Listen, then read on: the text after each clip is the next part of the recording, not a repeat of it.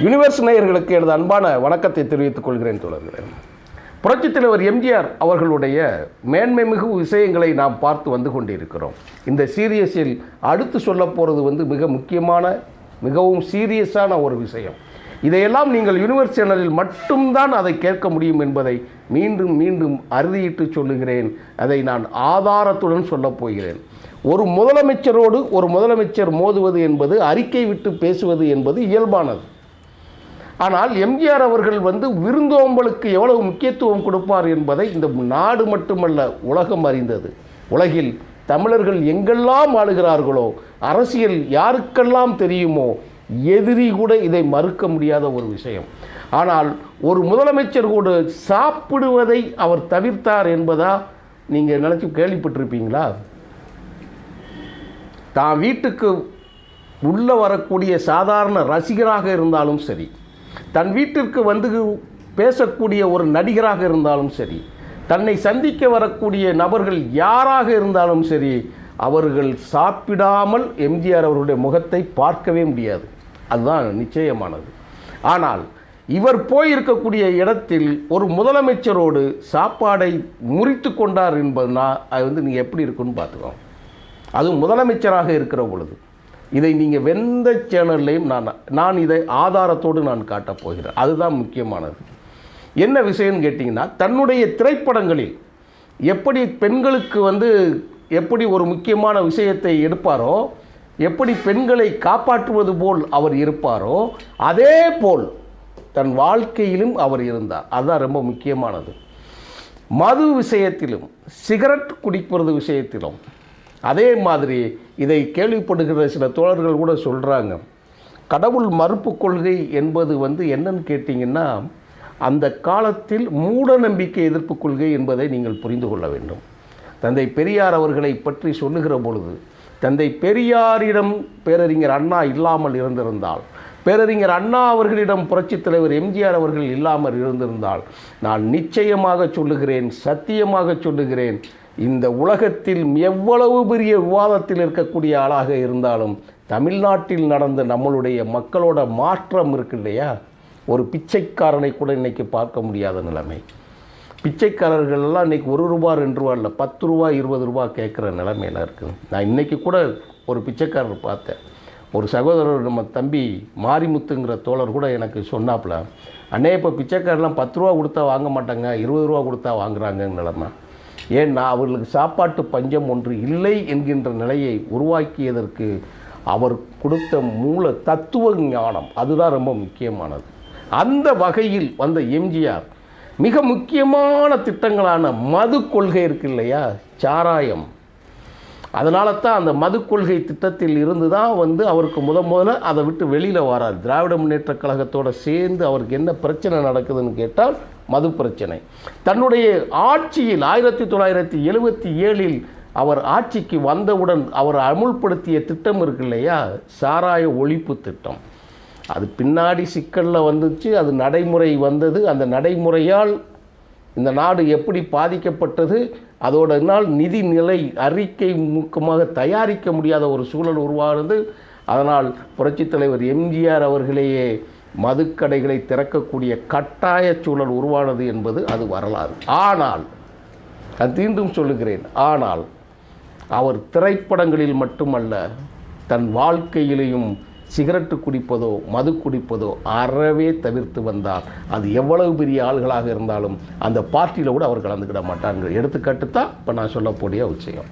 சரி, இப்போ என்ன மேட்ரியா, எம்ஜிஆர் அப்படியா இருந்தார். அது எவ்வளவு பெரிய ஆனாலும் காம்ப்ரமைஸ் ஆகாமல் இருக்காத காரணம், 1975ஆம் வருடம் தேவராஜ் அர்ஸ் என்கக்கூடிய ஒருத்தர் தான் கர்நாடகத்தின் முதலமைச்சராக இருக்கிறார். அவரை சந்திக்கிறதுக்கு 2 முதலமைச்சர்களோட பேசுகிறதுக்கு ஒரு ஏற்பாடு நடக்குது. இப்போது சென்னையிலிருந்து எம்ஜிஆர் அவர்கள் பெங்களூர் போகிறாங்க. பெங்களூர் போகும்போது கூடவே யார் போகிறாருன்னா, எம்ஜிஆரோட உதவியாளர் மகாலிங்கம் அவர்களும், இன்னொருத்தர் ரொம்ப முக்கியமானது சித்ரா கிருஷ்ணசாமி அவர்களும் 2 பேரும் போகிறாங்க. வழக்கமாக எம்ஜிஆர் பெங்களூரில் ஒரு ஹோட்டலில் தங்குவாங்க. அந்த ஹோட்டல் பேர் அசோகா. அசோகா ஹோட்டலில் 666, அதாவது 666 666 என்ற எண்ணில் தான் பெங்களூர் போனால் எம்ஜிஆர் தங்குவார். ஆதாரத்தோடு நான் புள்ளி ஓரத்தோடு சொல்கிறேன், ஆதாரத்தையும் நான் காட்டப் போகிறேன். நீங்கள் எந்த இடத்துலையும் இந்த செய்தியை பேசலாம்.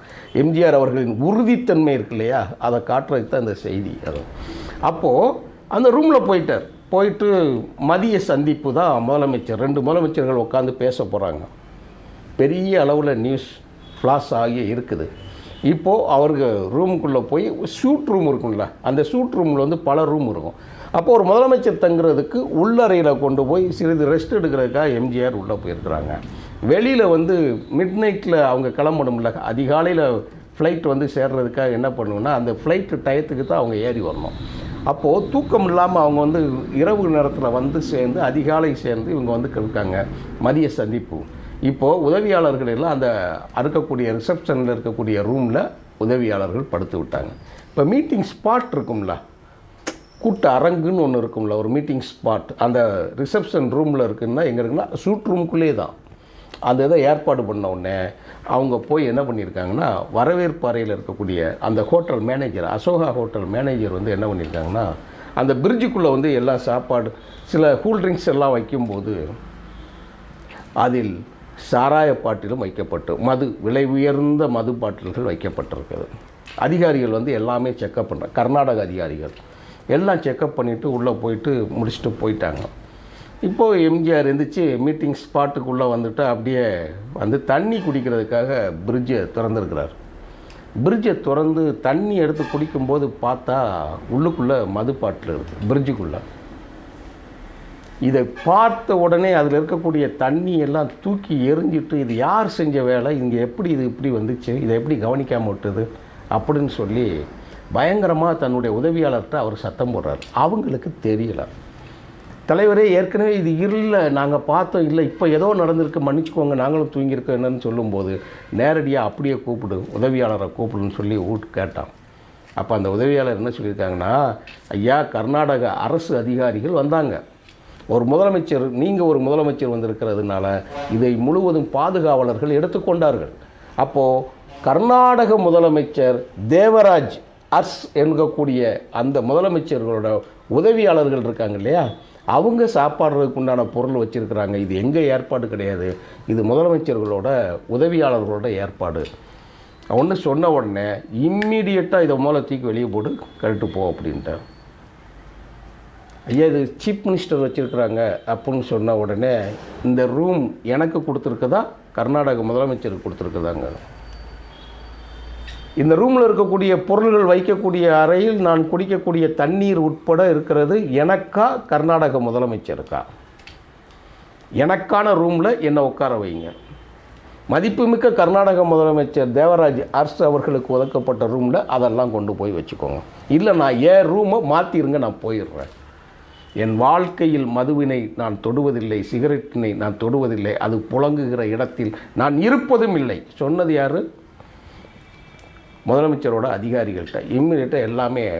உடனே என்ன பண்ணுறாருன்னா, கட்சியோட தலைவர் குண்டுராவுன்னு இருக்கிறார். குண்டுராவுக்கு எம்ஜிஆர் அவர்களே ஃபோனை பேசுகிறார். இது என்ன பழக்கம் வச்சுருக்கிறீங்க, நீங்கள் என் கூட சாப்பிட்றதுக்கு வந்து நீங்கள் மது பழக்கம் அருந்தி தான் சாப்பிடணுமா, இது உண்மையா, உதவியாளர்கள் சொல்கிறது உண்மையா அப்படின்னு சொல்லி கேட்கும்போது அவர் சொல்லியிருக்கார், ஐயா முதலமைச்சர் எப்பயுமே மதியம் சாப்பிடும்போது கொஞ்சம் மது குடிச்சிட்டு தான் சாப்பிட்ற வழக்கம், அதனால தான் நாங்கள் வச்சுருக்குறோம் அப்படின்ன உடனே இந்த மீட்டிங்கை கேன்சல் பண்ணிடுங்கன்ட்டார். நான் சொல்லுவது சும்மா சாதாரண செய்தி, இந்த செய்தியில் சாதாரண செய்தியாக நான் சொல்ல முடியாது. மீட்டிங்கை கேன்சல் பண்ணிடுங்க. மது அறிந்து விட்டுத்தான் மதியம் என்னோடு உணவு அருந்துவார் கர்நாடக முதலமைச்சர் தேவராஜ் அர்ஸ் என்றால், தமிழ்நாட்டின் முதலமைச்சராக இருக்கக்கூடிய எம்ஜி ராமச்சந்திரன் என்ற நான் அந்த மதிய உணவை ரத்து செய்கிறேன், அவரோடு சாப்பிடுவதை முறித்து கொள்ளுங்கள் அப்படின்ட்டார். பதட்டமாய் போயிடுச்சு. அதுதான் எம்ஜிஆர். சுயமரியாதை மிக்கவனும் தன்னம்பிக்கை இருக்கிறவனும் எந்த விஷயத்திலும் பலவீனப்பட மாட்டார் என்பதற்கு எடுத்துக்காட்டு தான் இந்த சம்பவம்.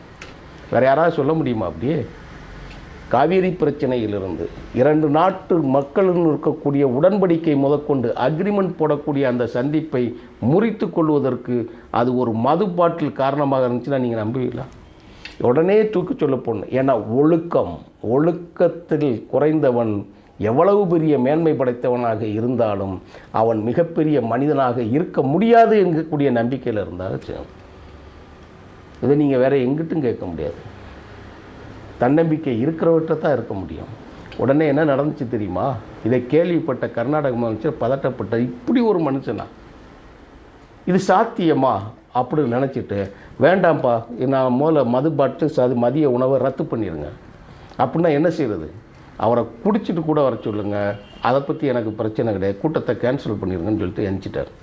இப்போ அத்தனை அதிகாரிகளும் வந்து எம்ஜிஆர் அவர்களிடம் பணிவாக பேசி முதலமைச்சர் அவர்களை தொடர்பு கொண்டு, அப்போது உணவோடு அந்த மீட்டிங் வேண்டாம், என்ன செய்கிறது, ஆரஞ்சு ஜூஸ் மட்டும் 2 பேரும் குடிக்கிறது, சாப்பாடே ரத்து செய்தார்கள். அவரோடு சாப்பிடவே மாட்டேன்னார்.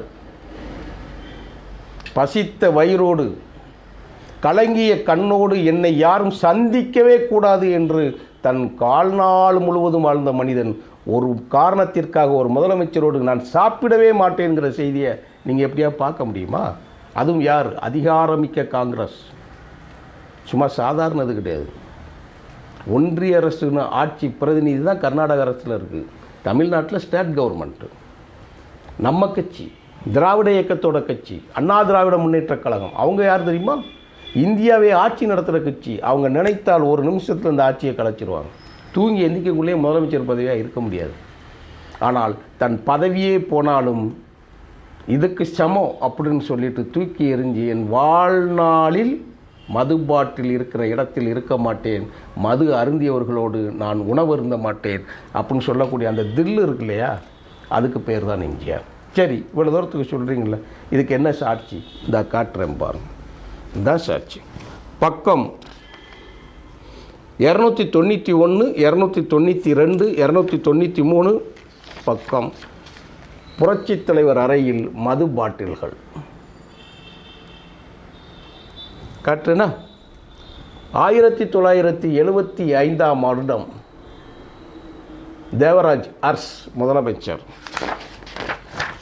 உடனே இந்த ஒரு செய்தியை மட்டும் வாசிக்கிறேன் பாருங்கள். தலைவர் குண்டுராவ் அவர்களை தொடர்பு கொண்டு உடனடியாக அறையில் இருக்க மது பாட்டில்களை அப்புறப்படுத்த வேண்டும் என்று சொன்னார் எம்ஜிஆர் அவர்கள். புரட்சித் தலைவர் திட்டவட்டமாக கூறி, மதிய உணவு முடித்துவிட்டு இங்கே வர சொல்லுங்கள், என்னிடம் வரும்பொழுது மது அருந்துவதை நான் ஒருபோதும் அனுமதிக்க மாட்டேன்.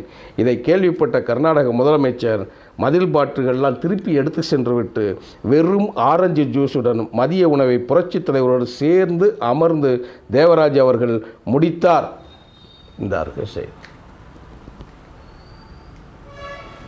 என்னுடைய இந்த யூனிவர்ஸ் சேனல்களில் வருகிற செய்திகளை நீங்கள் எல்லா இடங்களிலும் பயன்படுத்தலாம். எந்த இடத்திலும் நீங்கள் பேசலாம், எந்த அரங்கத்திலும் பேசலாம், மாணவர்கள் மத்தியிலும் பேசலாம். தலைவர்களோட நல்ல இயல்பை பற்றி பேசுவது என்பது அடுத்த தலைமுறைகளை வரலாறை கடத்துவதற்கு சமம். நம் நாட்டில் இப்படியும் ஒரு தலைவன் வாழ்ந்திருக்கிறான். ஆனால் இன்று முந்தியெல்லாம் குடிச்சு போட்டு ஆள்களை பார்க்க முடியாது, ரோட்டில் போனால் வெட்கப்படுவாங்க. இப்பெல்லாம் அப்படி இல்லை, குடிக்காத ஆள்களை பார்ப்பதே அரிதாகிவிட்டது.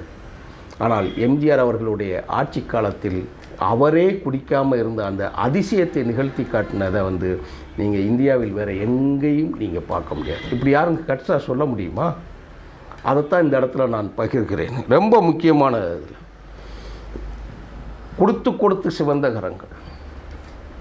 சாப்பாடு எந்நேரமும் வள்ளலார் மடத்தில் எறுவதைப் போல விடிய சாப்பாடு அடுப்பு எரிந்து கொண்டு அவர் வீட்டில் உணவு அருந்திய ஒரு தலைவர் ஒரு முதலமைச்சரோடு அவர் மது பாட்டில் வைத்திருந்தார் என்கின்ற ஒரே காரணத்திற்காக அவரோடு சாப்பிட மறுத்ததையும் கடைசி வரை அதில் நிலைத்து இருந்ததையும் அவருடைய சுயமரியாதைக்கு எடுத்துக்காட்டாகவும் தன்னம்பிக்கைக்கு எடுத்துக்காட்டாகவும் தன் வாழ்வில் நெறியாக அவர் ஆட்சியில் அதிகாரத்தில் இருக்கிற போது அவர் நடைமுறைப்படுத்த முடியாவிட்டால் கூட குடிக்காதவன் குடிக்க மாட்டான் என்பதற்கும் ஒரு தலைவன் தன்னுடைய தொண்டர்களுக்கு எப்படிப்பட்ட வாழ்க்கையை பரிசுத்தமாக நடத்தி காட்டினான் என்பதையும் இந்த யூனிவர்ஸ் மூலமாக பதிவதற்கு நான் பெருமைப்படுகிறேன். தோழர்களே, நீங்களும் சுய ஒழுக்கத்தோடும் மது இல்லாமலும் சிகரெட் இல்லாமலும் முடிந்தவரை நமது குடும்பத்து பிள்ளைகளையும் அடுத்த தலைமுறைகளையும் காப்போம் என்பதை சொல்லுவதற்காகவே இதனை பதிவாக செய்கிறேன் தோழர்களே.